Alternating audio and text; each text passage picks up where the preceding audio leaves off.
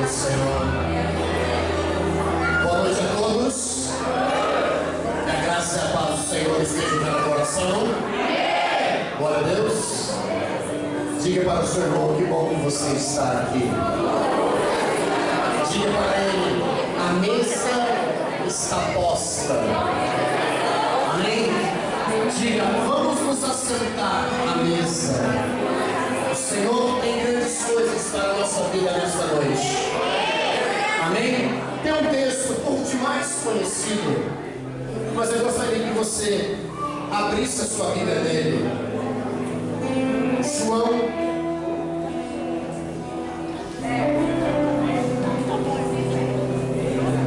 João capítulo 3.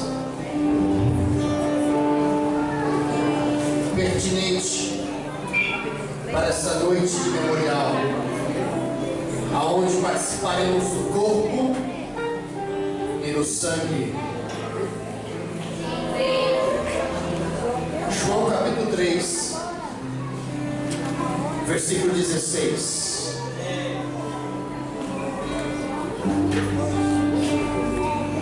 Diga, o Senhor me ama. Todos acharam? Glória a Deus. Compartilhe sua Bíblia com alguém que porventura não tenha. João capítulo 3, versículo 16. Muitos conhecem de cor, né? O texto que aprendemos na escola bíblica dominical. Porque Deus amou o mundo de tal maneira, diga para a pessoa, ao máximo. João, eu creio que teve muita dificuldade para escrever esse versículo. Ele deve ter procurado muitas palavras. No português foi nos escrito, porque Deus amou o mundo de tal maneira. No grego diz que Deus amou o mundo ao máximo, que deu seu Filho unigênito, para que todo aquele que nele crê, diga eu, não pereça, mas tenha a vida eterna. Feche sua Bíblia, levante a sua mão. Aleluia. E comece a agradecer a esse amor que não teve reservas, esse amor que foi ao máximo. O Senhor entregou a sua vida, entregou-se por inteiro por você, e hoje nos assentaremos à mesa nesta noite de memorial, nesta noite de ordenança, para termos a nossa vida renovada, para sermos cheios do Espírito Santo, para lembrarmos o dia da sua morte, até que Ele venha para buscar a sua igreja, a sua noiva, em nome de Jesus. Comece a orar no lugar onde você está, levante a sua voz, comece a orar ao Senhor, comece a agradecer a Ele por esse amor que foi ao máximo. Deus não te amou pela metade, Deus não amou você, a mim, a nós, pura e simplesmente com palavras, mas quem ama entrega, quem ama dá, quem ama faz algo, e o Senhor fez, entregou o seu Filho para morrer na cruz do Calvário, por mim e por você, para que nós possamos, para que nós tenhamos, para que nós vivamos a sua vida, para a honra e glória do seu nome. Comece a orar, ore, levante a sua voz. Levante a sua voz, filho, quero ouvir a voz da igreja orando. Comece a orar, ore em línguas, ore no entendimento, mas levante a sua voz, para que o Senhor receba do seu lado o fruto de adorador, o fruto de uma adoração perfeita em nome de Jesus. Pai, nós levantamos a nossa voz, ore igreja, nós levantamos a nossa voz como voz de muitas águas, como voz de trombeta, como voz de chofar. Levantamos a nossa voz, ó Deus, a Ti, único Deus, Senhor e Salvador das nossas vidas. Uma noite de memorial, uma noite que comeremos o pão, representando sua carne, beberemos o vinho, do suco da videira, representando o teu sangue, porque o Senhor disse: aquele que não comer a minha carne, aquele que não beber o meu sangue, não tem vida nele mesmo. E nós, como igreja,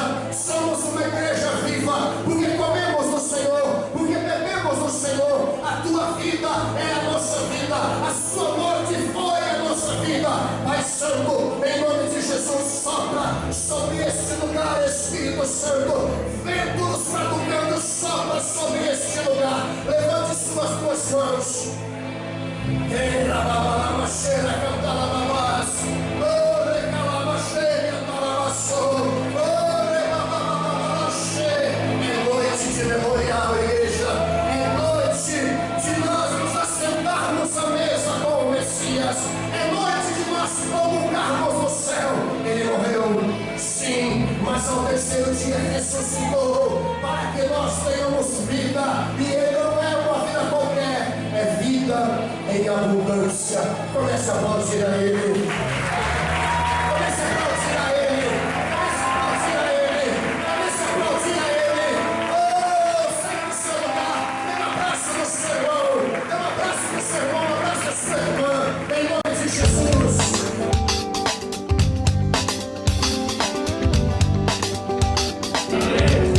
Seus olhos no momento.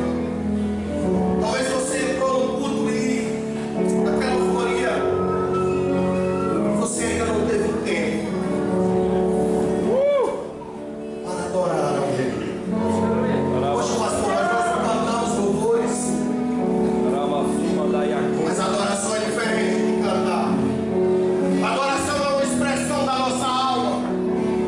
A adoração é quando o Espírito vem e nos toma e nos faz dizer a Ele: Senhor, o Senhor é o único. Sabe, isso é uma adoração.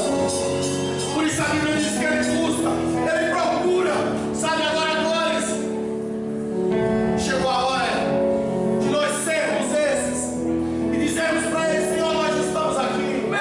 Olha para nós estamos aqui para te adorar, para entregar todo o nosso ser ao Senhor. Mas vem por esse lugar. Moisés começa. Êxodo 25. Moisés começa a construir algo para Deus. E quando ele começa a construir o tabernáculo, ele vai perguntar a Deus o que Deus quer. E Deus começa a falar com Moisés. No versículo 1, no capítulo 25 de Êxodo, diz assim: Disse o Senhor a Moisés: Diga aos israelitas que me tragam uma oferta e receba de todo aquele cujo coração for voluntário a compelir a dar. Estas são as ofertas que devem receber deles: ouro, prata e bronze. 3 dimensões de oferta. Então eu vou colocar aqui 3 tipos de analogia. Vou colocar espiritual no corpo. Quando Deus fala com Moisés aqui sobre 3 tipos de oferta, sente um pouquinho. Deus está dizendo para Moisés assim: eu vou dar a oportunidade a eles se expressarem. O povo saiu do Egito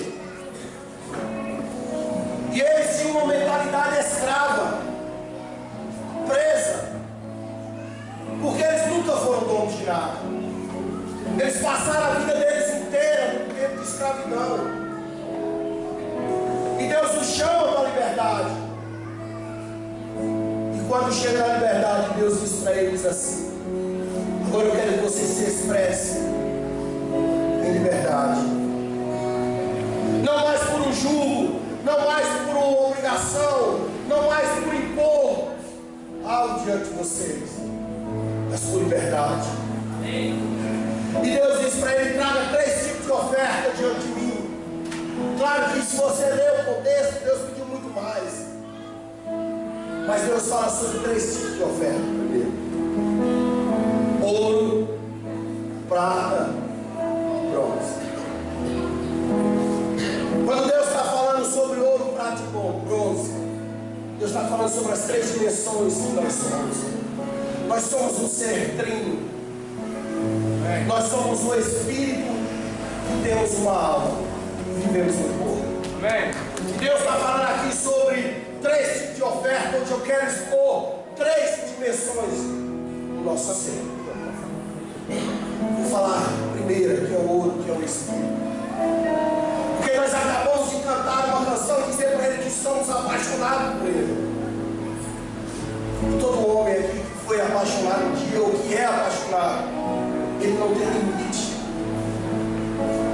para agradar, para trazer diante da sua amada algo de valor.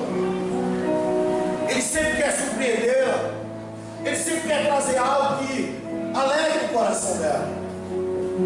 Diante de Deus não é diferente. Aleluia. Sabe, quando Deus está falando aqui sobre ouro, fala sobre o nosso espírito, por quê? Porque, meu amado, a única coisa que é refinada no fogo é o ouro e a prata. Mas o ouro, quanto mais quente a fornalha, mais puro ele é. Então, quanto mais Deus te atrai para perto dele, mais espiritual você fica. Amém. Quando Deus está falando aqui sobre ouro, Deus está dizendo: traga para mim tudo. Tudo. Não é simplesmente você pensar: poxa, eu vou levar um valor X. Não, Deus quer tudo de tudo. Amém. Tudo. Poxa, pastor, e a prata? A prata simboliza a tua alma. Porque ainda que você não ouça a voz do Espírito, deixa a tua alma se atentar ao que Deus tem te pedido. E traga para Ele algo que seja valoroso, que traga sacrifício para você, que te custe algo. Sabe, nós vemos às vezes pessoas que vão a shoppings, a bons lugares, e elas não têm limites para gastar. Mas quando nós chegamos diante de Deus, nós limitamos. Nós até saímos de casa já preparados, separamos até a nossa oferta. Meu Deus. E às vezes nós chegamos aqui diante dele, e debaixo de uma adoração, debaixo de uma expressão, nós dizemos: nós somos apaixonados por ti. E às vezes eu fico pensando como é que Deus lê. E aí talvez você esteja pensando no bronze. O bronze, meu amado, é a tua carne. É inferior. Nós pulamos as etapas, nós deixamos de ser ouro, espírito, passamos por cima da nossa alma, que é prata, e viemos diante de Deus como carnais, trazendo uma oferta de bronze, algo inferior a tudo aquilo que o nosso Deus merece. Nós chegamos diante dele e trazemos qualquer coisa, e depois queremos ser aceitos, como o apóstolo pregou domingo passado aqui, falou de Caim.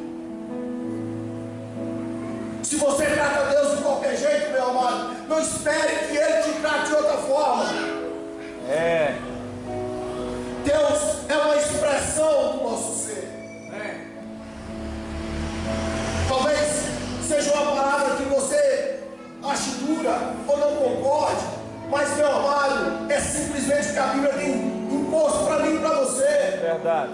A palavra de Deus é clara e objetiva, ela não dá voltas. Então o que Deus quer de nós? Tudo. Amém.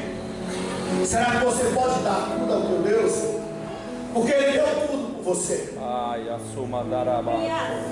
Quando Ele pensou em você, como o pastor Jefferson leu aqui, lembra João, capítulo 3, versículo 16, porque Ele amou o mundo. Quem Ele amou, meu amado? Eu e você. Amém. Meu Deus.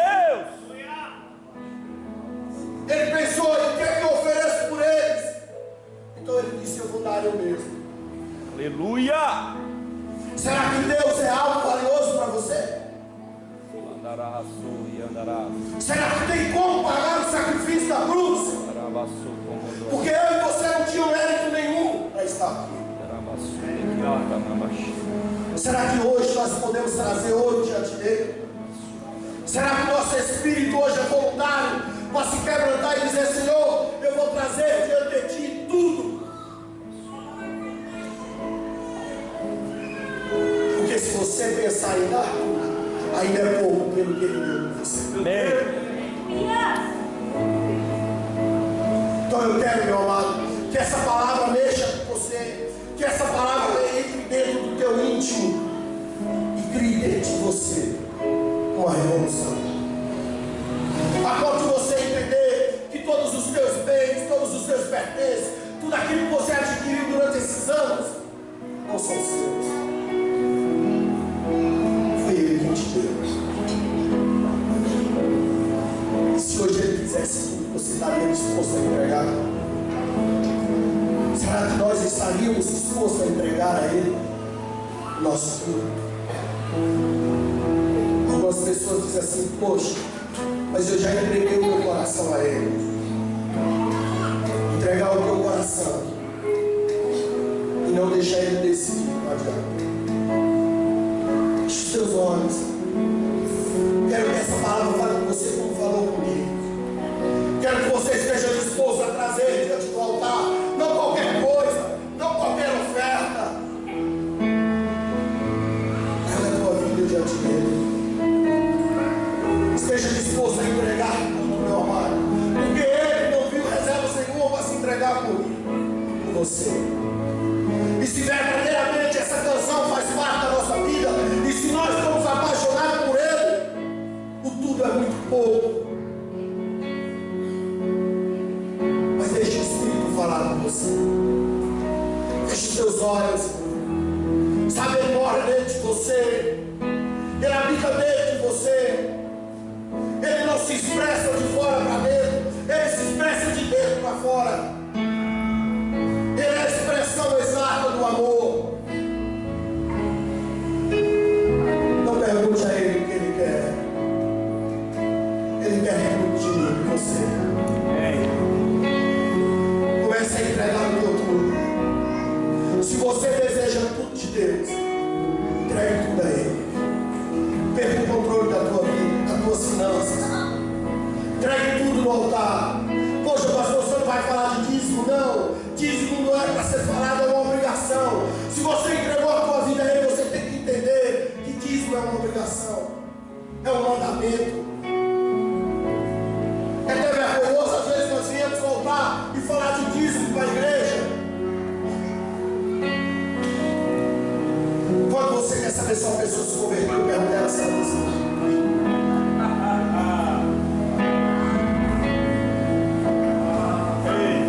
Fique de pé.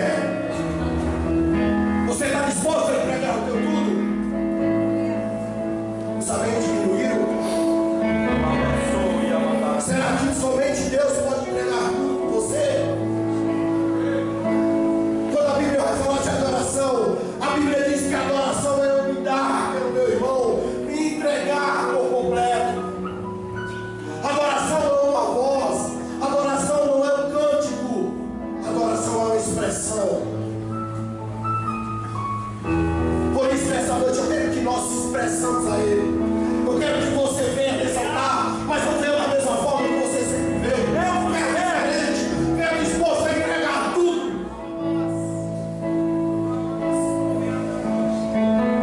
Deus quer o teu tudo.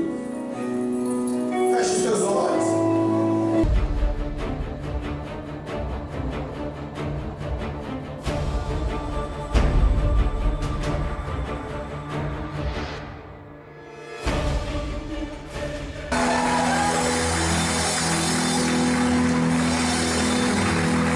Graça e paz, nação do avivamento. Dê um forte abraço nessa pessoa que está do teu lado e diga para ela uma palavra profética que venha sair dos seus lábios. Glória a Deus. Gênesis capítulo 12.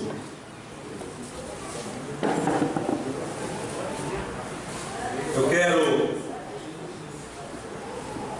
quero trazer uma reflexão que durante toda a semana o Espírito foi ministrando ao meu coração. Era para ter trazido essa palavra domingo, mas em virtude de tanta festa também o tempo não foi propício. E hoje é ceia do Senhor, nós vamos nos assentar à mesa com Ele. Amém. E queremos também ouvir a sua voz, ou melhor, continuar ouvindo aquilo que o Espírito tem para nós nessa noite. Amém. Gênesis capítulo 12. Então o Senhor disse a Abrão: saia da sua terra, do meio dos seus parentes e da casa de seu pai, e vá para a terra que eu lhe mostrarei. Farei de você um grande povo e o abençoarei.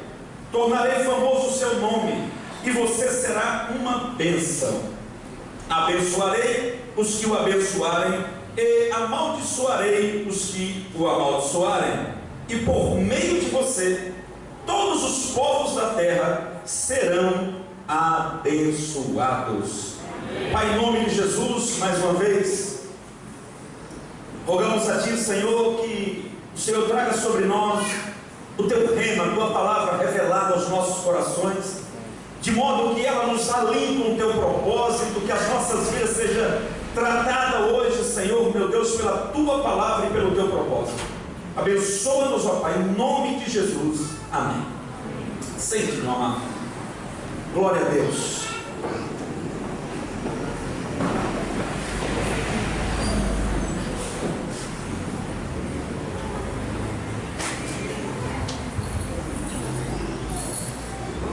A reforma, ela veio para curar geografias viciadas. Nós estamos no ano da reforma. Amém. E o tema desta noite é: a reforma cura geografias viciadas.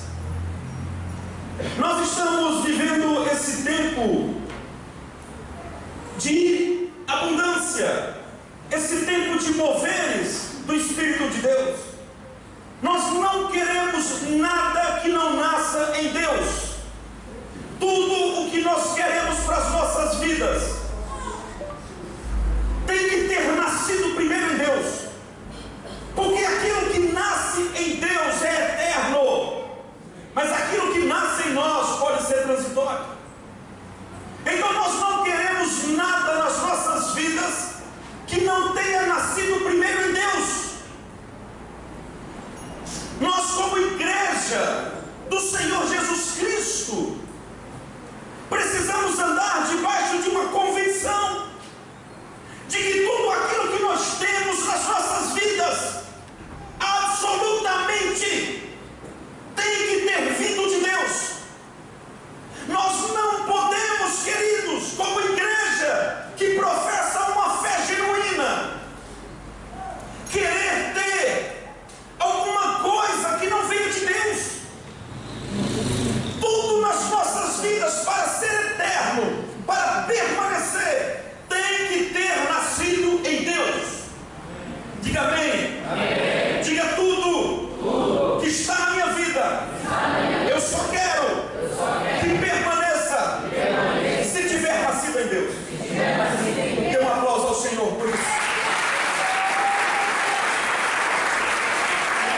Tem que ter nascido em Deus. Aquilo que é bênção nas nossas vidas é aquilo que nasceu em Deus. Isso é muito sério para nós, porque nós muitas vezes queremos algumas coisas, queremos algumas pessoas, e às vezes isso não nasceu em Deus. E aquilo que não nasceu em Deus pode se tornar um problema para as nossas vidas. Então você tem que ter essa confiança, essa fé, para dizer para Deus: Senhor, eu só quero para a minha vida aquilo que vier do Senhor. E após isso se prepare, porque algumas coisas podem não ficar, algumas pessoas podem não ficar, mas nós temos que ter essa convicção, porque a Bíblia diz que todas as coisas cooperam para o bem daqueles que amam a Deus. Então eu quero te dizer, se você ama a Deus, tudo que está na tua vida, tudo que está com você hoje é bênção para a sua vida. Então, se você crê nisso, celebre o nome dele com toda a convicção e fé.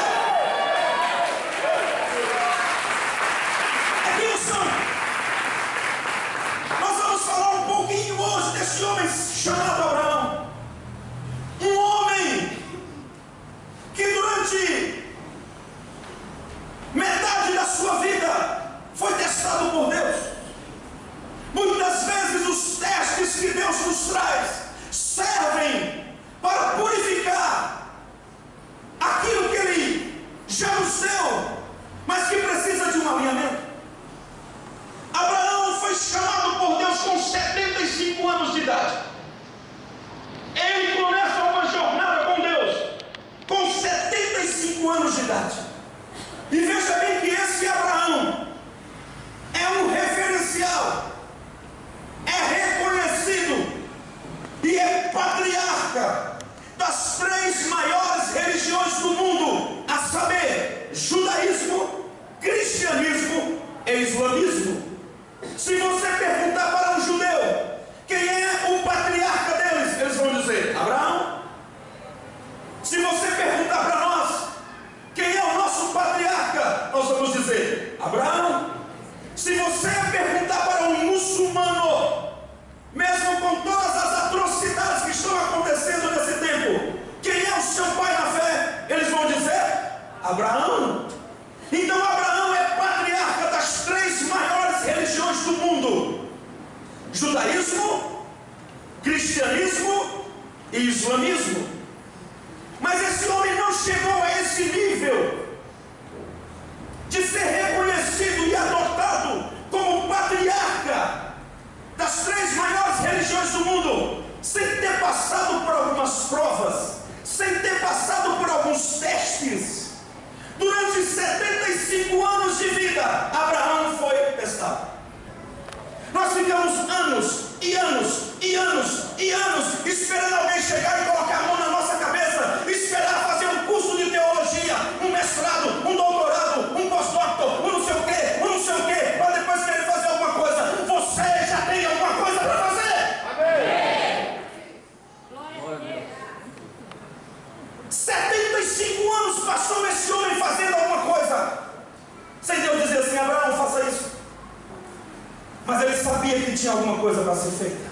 O que nós precisamos como igreja nesse tempo é entender isso, fazer essa leitura, sair deste lugar nessa noite dizendo: eu preciso fazer alguma coisa, eu preciso fazer alguma coisa, porque João 3,16 diz que ele me ama, porque João 3,16 diz que ele me amou, e eu tenho que fazer alguma coisa por causa desse amor, porque quem sabe que é amado sempre vai se sentir endividado.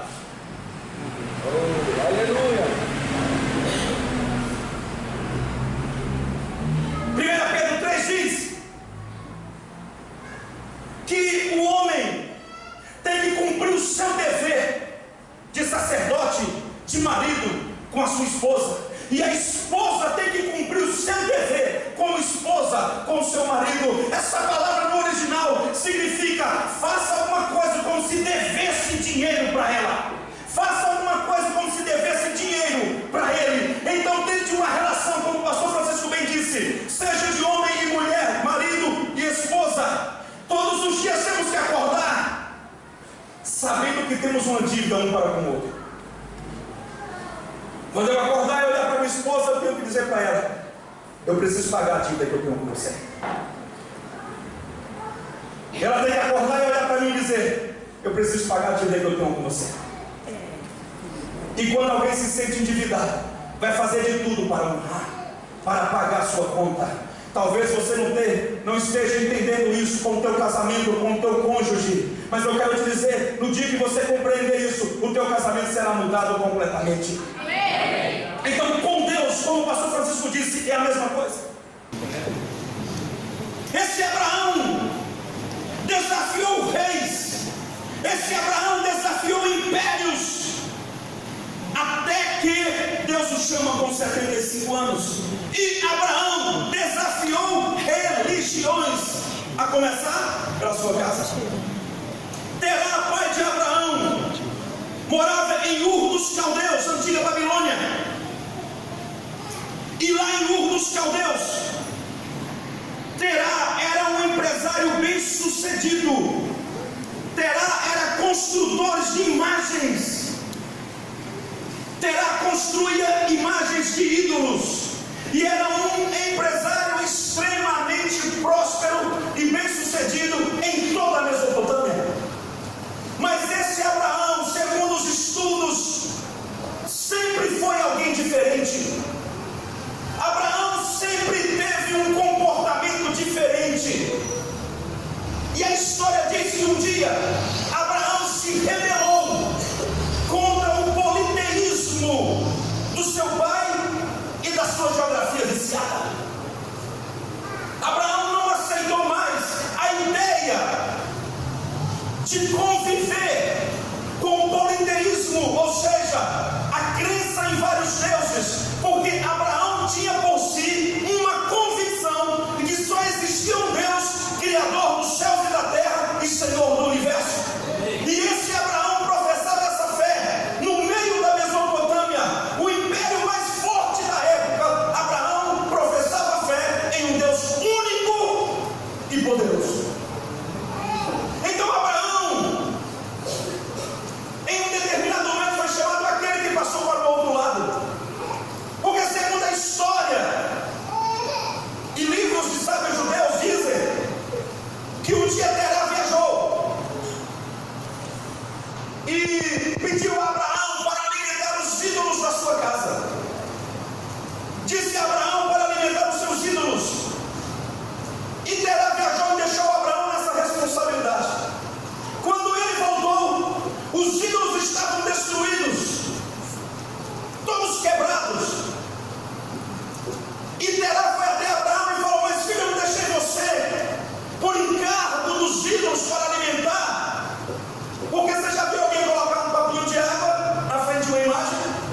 Você já viu alguém colocar pratos de comida em alguns lugares? E Terá pediu para que ele alimentasse.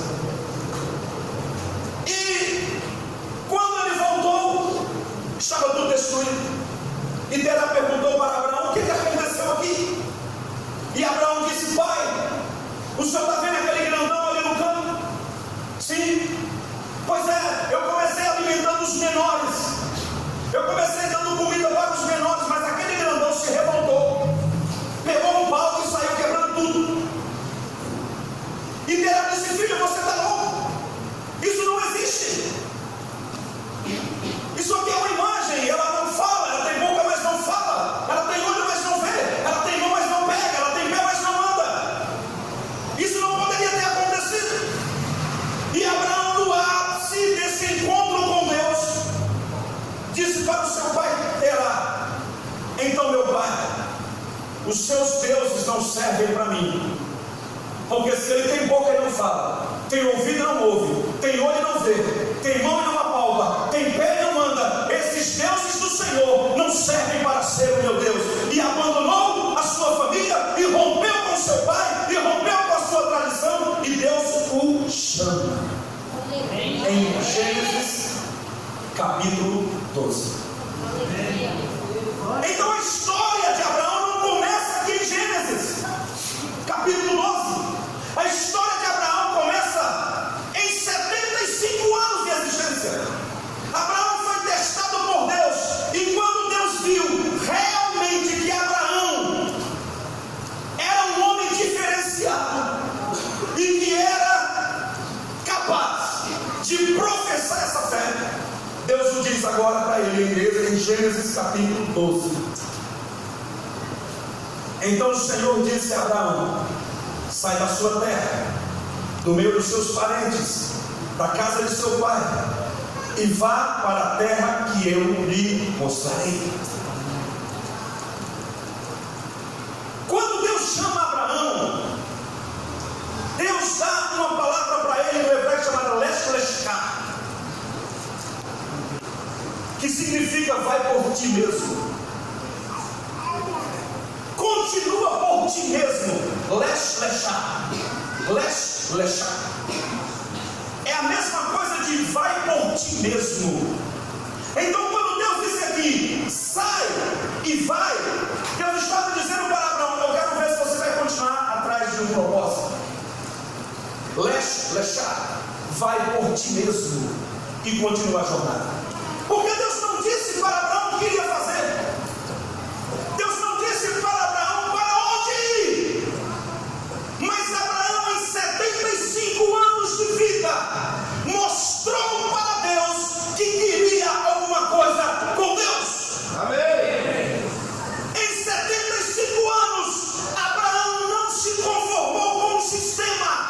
Em 75 anos, Abraão não se conformou com uma geografia viciada. E o interessante é que os judeus dizem que ninguém nunca ensinou literalmente a Abraão, mas Abraão procurava um propósito para a sua vida. Onde eu quero chegar nessa noite, em pouco tempo, como verdade central desta mensagem nessa noite. Eu quero te dizer, meu querido, que Deus tem um propósito com a tua vida. Amém. Isso não é clichê. Não pense que eu estou te dizendo isso porque eu não tenho o que dizer. Não pense que eu estou falando isso porque me faltam palavras. A grande verdade é que Deus tem um propósito em nossas vidas. Amém. Então tudo começou a partir daí. Tudo vai começar a partir daí, de você ter essa convicção, de você ter esse entendimento, de dizer: Deus tem um propósito comigo. Deus tem um propósito com a minha vida. Deus tem algo a fazer em mim e através de mim. Se você quer isso, dê um aplauso ao Senhor.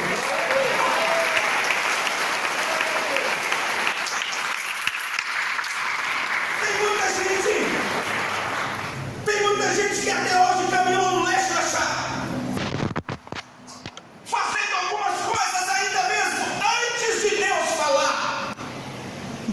Porque eu creio que começa assim. Esses dias a minha esposa, super atarefada, com um monte de compromissos, e agora caiu para ela organizar a agenda do nosso apóstolo. Aí não sobrou só isso mais. Os apóstolos da nossa regional estão ligando para ela para dizer: Ângela, por favor, você pode ver isso aqui que você viu com o apóstolo? Ela falou: vê, eu não vou conseguir dar conta disso tudo. Eu falei: não esquenta a cabeça não, porque Deus só dá trabalho para quem está trabalhando. Amém. Deus nunca vai chamar um vagabundo. Quando eu estou falando vagabundo, eu não estou falando de modo pejorativo, não.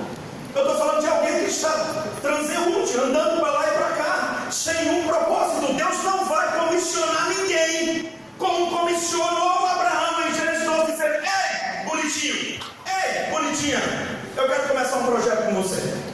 Sem você primeiro estar fazendo alguma coisa, ainda que seja lechar por você mesmo.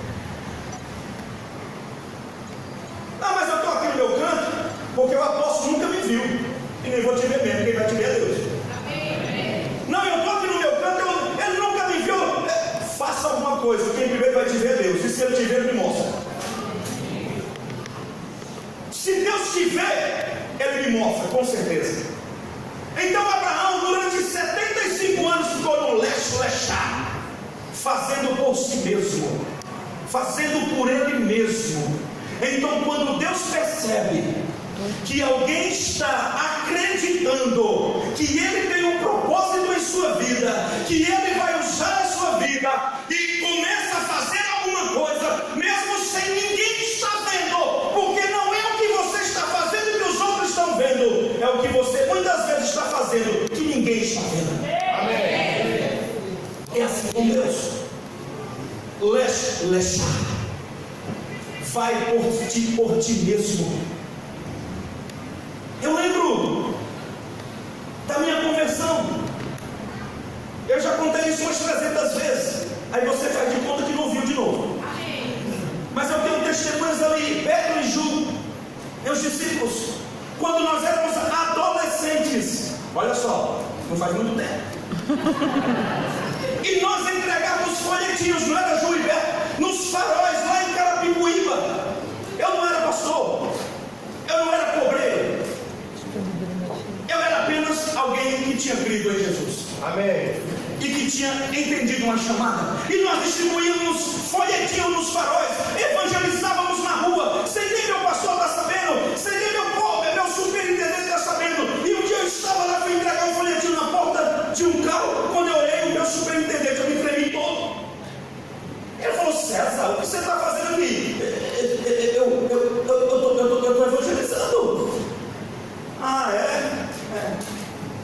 No mesmo ano, foi no ano seguinte, não lembro direito, ele me colocou como coordenador da região Carapicuíba dos jovens. E assim foi por diante. E as coisas foram acontecendo. Mas por quê? Eu acreditei que Deus tinha algo na minha vida. Sabe por quê que nós não muitas vezes nos levantamos do banco? É porque nós não acreditamos que Deus tem alguma coisa conosco. Nós ficamos anos e anos esperando alguém chegar e colocar a mão na nossa cabeça, esperar fazer um curso de teologia, um mestrado, um doutorado, um pós-doutor, um não sei o que, para depois querer fazer alguma coisa. Você já tem alguma coisa para fazer. Amém. Glória a Deus. 75 anos passou esse homem fazendo alguma coisa, sem Deus dizer assim: Abraão, faça isso. Mas ele sabia que tinha alguma coisa para ser feita.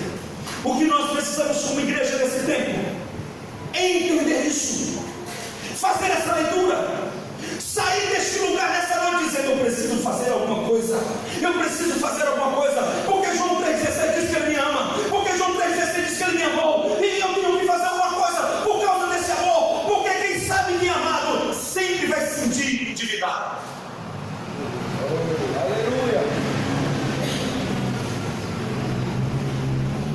1 Pedro 3 diz que o homem tem que cumprir o seu dever de sacerdote, de marido com a sua esposa, e a esposa tem que cumprir o seu dever como esposa com o seu marido. Essa palavra no original significa: faça alguma coisa como se devesse dinheiro para ela, faça alguma coisa como se devesse dinheiro para ele. Então tem uma relação, como o pastor Francisco bem disse, seja de homem e mulher, marido e esposa. Todos os dias temos que acordar sabendo que temos uma dívida um para com o outro.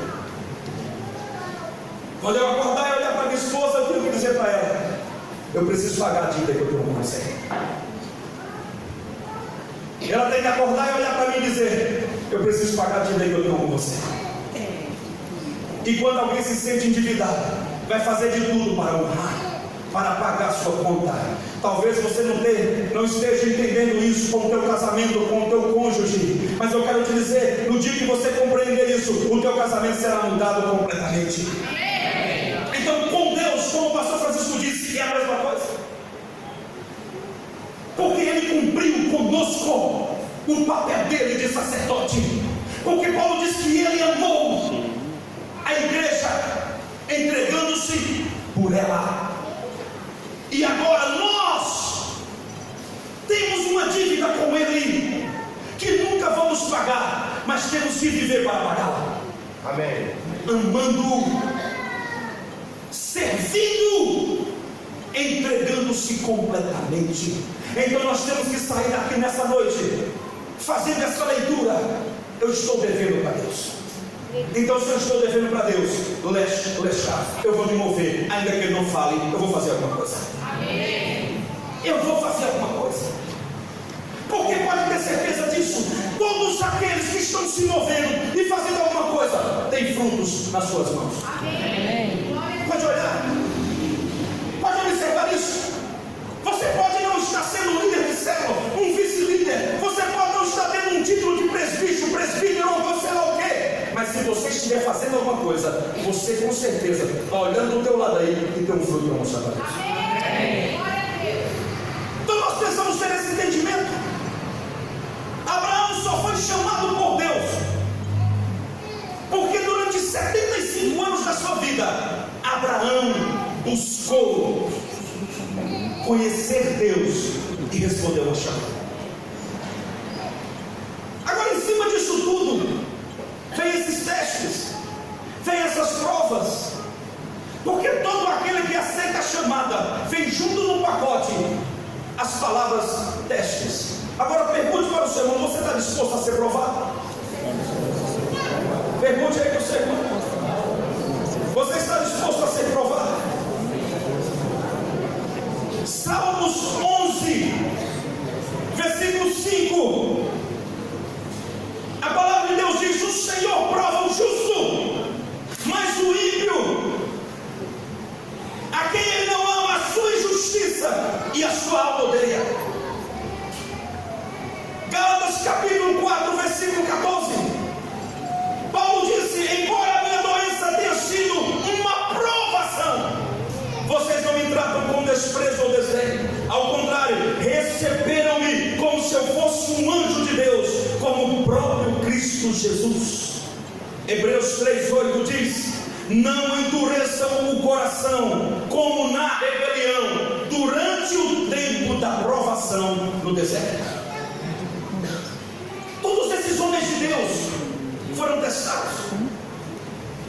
Abraão, depois de 9 testes, foi levado para o último deles e maior de todos, a saber, o Monte Moriá. Quando Deus diz para ele: agora vai ser um checkmate, a definição e a mudança completamente da tua história. Me entrega o teu filho Isaque, o teu único filho, a quem você ama. E Abraão, mais uma vez, no último teste, mostra para Deus que queria alguma coisa com ele, que estava disposto a se tornar o pai da fé de todos aqueles que creem. E pega a sua faca e vai cortar o pescoço de Isaque com a sua adaga, para cortar o pescoço de Isaque. E quando ele levanta a adaga, a faca, o anjo brada e diz: Abraão! E Abraão, disposto a arrancar o pescoço de Isaque mesmo, o anjo grita mais alto: Abraão! Não faça nada com o menino. Hoje Deus verdadeiramente sabe que você foi aprovado. Então eu quero dizer que se você está passando por muitos testes na tua vida, não desfaleça, não desanime, porque vai chegar a hora que Deus vai dizer para você: eu vi que verdadeiramente você crê e que não tem nenhum teste que consiga te paralisar, porque você é um homem de fé. Amém. Nós vamos passar por esses testes para nós reformarmos, que não está aqui o banner, profeticamente dizendo. Nós vamos reformar as geografias viciadas. Porque geografia viciada nunca muda, ela sempre permanece a mesma. Você já viu uma pessoa viciada? Eu estou falando de viciado, não de liberto, de ex-viciado. O que é uma pessoa viciada? Uma pessoa viciada que não foi liberta, ela nunca sai do mesmo lugar.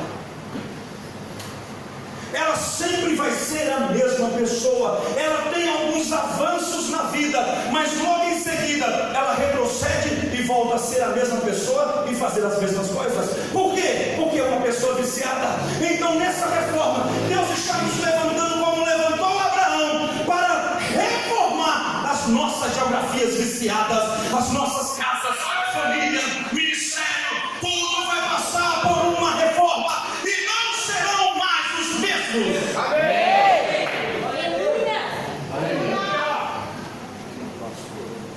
É muito forte isso, queridos. Eu estou aqui sintetizando algumas coisas que Deus tem me ensinando esses dias. Você já parou para pensar algumas coisas que acontecem com você? Você já parou para analisar algumas coisas que estão acontecendo na tua casa? Puxa, há uma semana atrás, apóstolo, estava uma bênção. Há uma semana atrás estava tudo às mil maravilhas, mas parece que tudo voltou a ser o mesmo. Isso é uma geografia viciada. Puxa, mas não é só uma semana, às vezes passa um ano, passam-se anos, e quando menos se espera, aquele problema velho volta tudo de novo. O que é isso? Geografia viciada. Deus me disse isso tão claramente, pastor Jefferson. Eu falei: meu Deus do céu, que coisa forte. Geografias viciadas precisam ser reformadas. Amém. Porque senão vai ser um ciclo vicioso. Não sai do mesmo lugar. Muda um pouquinho, quando pensa que já mudou, volta a ser de novo. E aí experimenta uma nova mudança, entre aspas. Aí tudo de repente volta a ser o mesmo. Isso é uma geografia viciada. Quando os mesmos problemas se repetem, é porque a geografia está viciada. Mas eu estou entendendo algumas coisas que pareciam que está mudando. Não mudar por quê? Porque precisa de uma reforma. Mas eu estou diante de você para te dizer: Deus vai reformar a tua geografia viciada.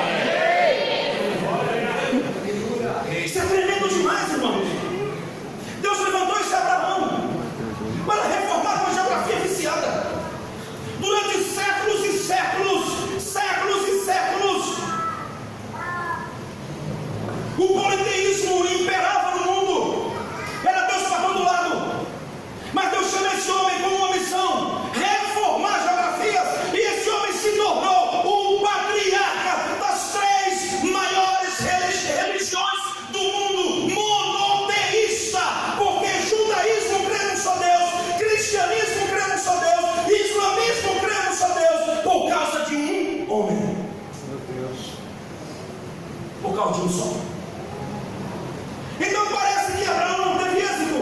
Como não teve êxito? Se nós estamos aqui hoje, é porque um dia um homem chamado Abraão se levantou no arraial dizendo: ei, eu quero dizer para vocês que só existe um só Deus.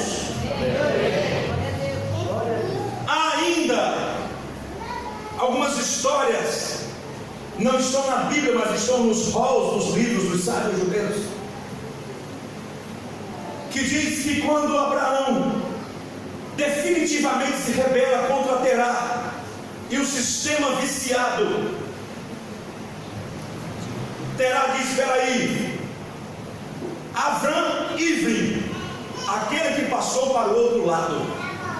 Abraão ficou conhecido como Avram Ivrim, aquele que passou para o outro lado. Aqui não tem muito isso em São Paulo, mas no Nordeste tem muito essa história. Ele agora passou para a lei dos crentes. É verdade. Né? Ele agora passou para a lei dos crentes, ou seja, passou para o outro lado. Então aqui eu estou diante de muitos Avram Ivrim, aqueles que passaram para o lado de Deus. Se é verdade, dê um aplauso ao Senhor.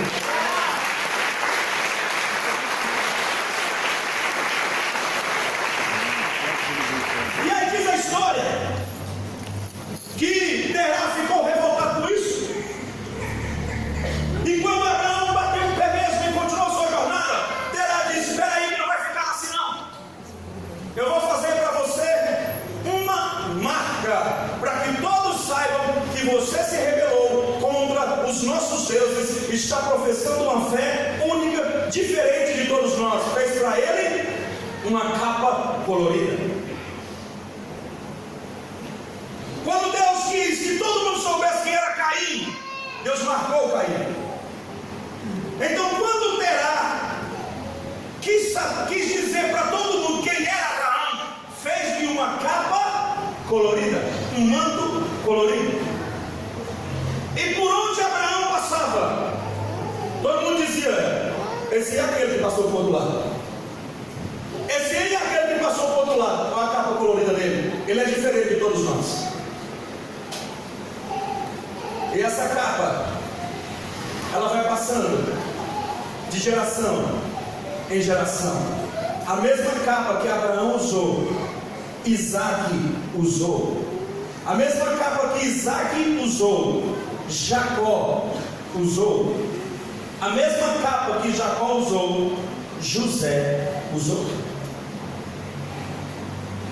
O mesmo manto que identificava Abraão como diferente de todos, aquele que tinha passado para o outro lado, foi parar na vida de José, porque todos viam que José era diferente.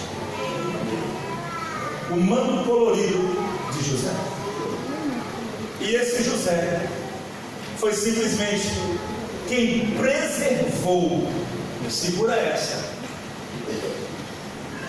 José, foi através da vida dele que Deus preservou a descendência dos hebreus, a saber, a descendência de Deus na terra. Glória a Deus, aleluia. Você está entendendo isso? Amém. Quando os irmãos de José descobrem quem é José e dizem assim: agora ele vai nos matar por isso, José diz: não façam mal a nenhum de vocês, porque foi para preservar a vida que Deus me mandou para cá, e vocês fizeram o que tinha de fazer. Para preservar a vida foi que os irmãos de José fizeram o que fizeram por ele, ou com ele. Então nós estamos nesse tempo em que a igreja precisa entender que é através dela que as coisas vão ser transformadas e as geografias viciadas vão ser reformadas. Amém. Glória a Deus. Diga através de mim. Diga através da minha vida. Debaixo da unção do Espírito Santo. Diga toda geografia viciada vai ser reformada. Dê um aplauso ao Senhor.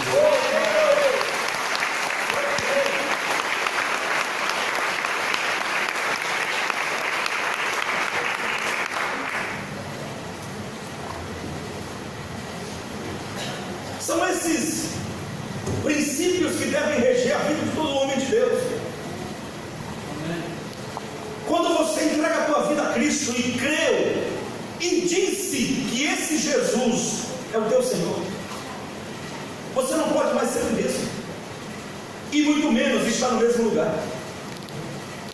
O que eu não compreendo é porque nós ainda somos os mesmos e vivemos como os nossos pais.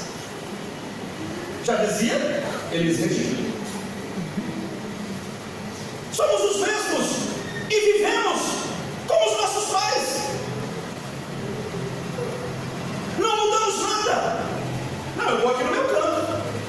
Tenho oportunidade para mudar geografias e não muda. Eu tenho que ter o pensamento de que se não me mandam fazer alguma coisa, eu faço por mim mesmo. Lexar. Agora aqui nesse lugar, graças a Deus, o que não falta é oportunidade. Só não tem oportunidade aqui quem não quer nada. Porque quem quer alguma coisa com Deus sempre é convocado para estar fazendo alguma coisa por Deus. Então essa é a nossa chamada, meu irmão. Hoje você sai daqui entendendo que a história de Abraão não começou com 75 anos, mas segundo os sábios judeus, a história de Abraão, pasmem, começou com 3 anos de idade. Dizem que com 3 anos de idade, esse Abraão já era diferente dos outros meninos.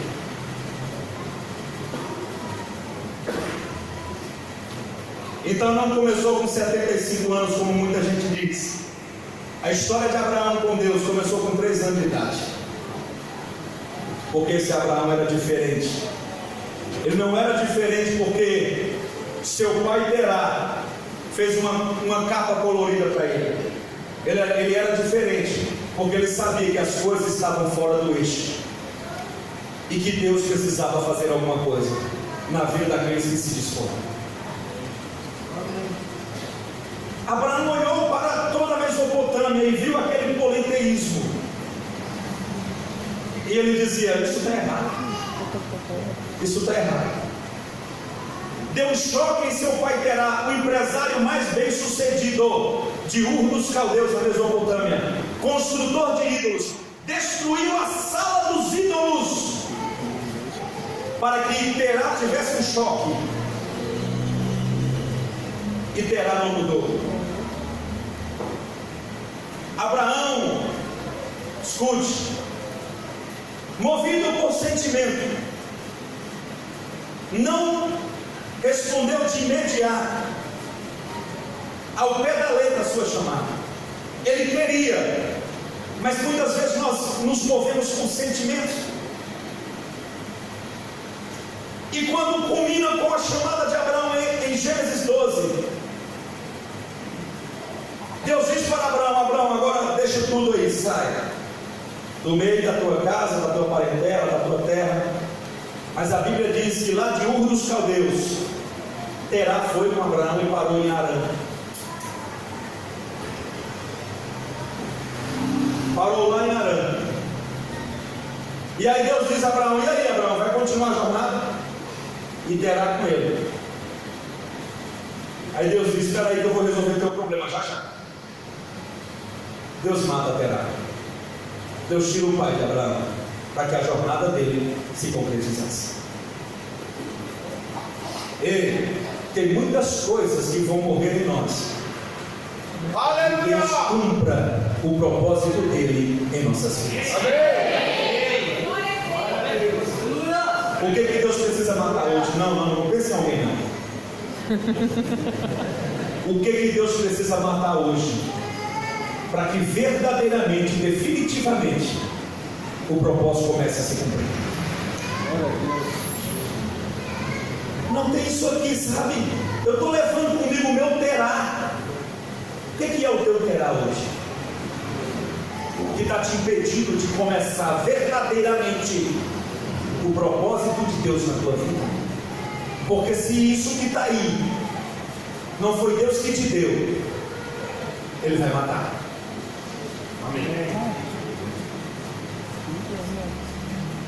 Abraão tinha que sair sozinho porque Terá continuava politeísta e Abraão era monoteísta.